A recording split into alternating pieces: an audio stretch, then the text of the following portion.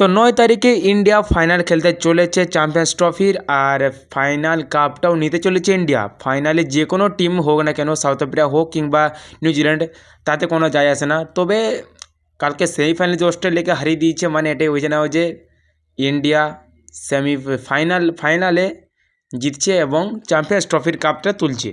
হ্যাঁ, সেটা ঠিক আছে, তবে চ্যাম্পিয়ন্স ট্রফির যে ফাইনাল ম্যাচটা সেটা কোথায় খেলা হবে? লাহোরে? হ্যাঁ, এমনটাই কিছু বলছে, যেটা যে পাকিস্তানের নিউজ চ্যানেলগুলোতে এটাই বলছে যে ফাইনাল ম্যাচটা লাহোরে খেলা হবে। আর এদিকে জয় শাহ বলছে হয়তো যে 2-4টে ম্যাচ পাকিস্তানে খেলতে দিয়েছি, সেটাই সবথেকে বড় কথা। ফাইনাল ম্যাচ লাহোরে হবে, এটা মাথাতেও আনো না, ঠিক আছে? কালকে ভাই অস্ট্রেলিয়ার মধ্যে যাকে বেশি ভয় লাগছিল সে হচ্ছে ট্রেভিস হেড, কিন্তু ভাই মাঝখানে ভাই কি স্টিভ স্মিথ কোথা থেকে পৌঁছে গেছে ভাই, তাকে ভাই আউট করানোই মুশকিল হচ্ছিল।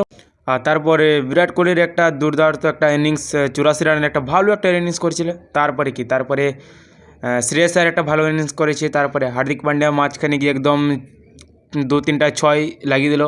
তারপরে কেএল রাহুল 6 মেরে ম্যাচ উইন।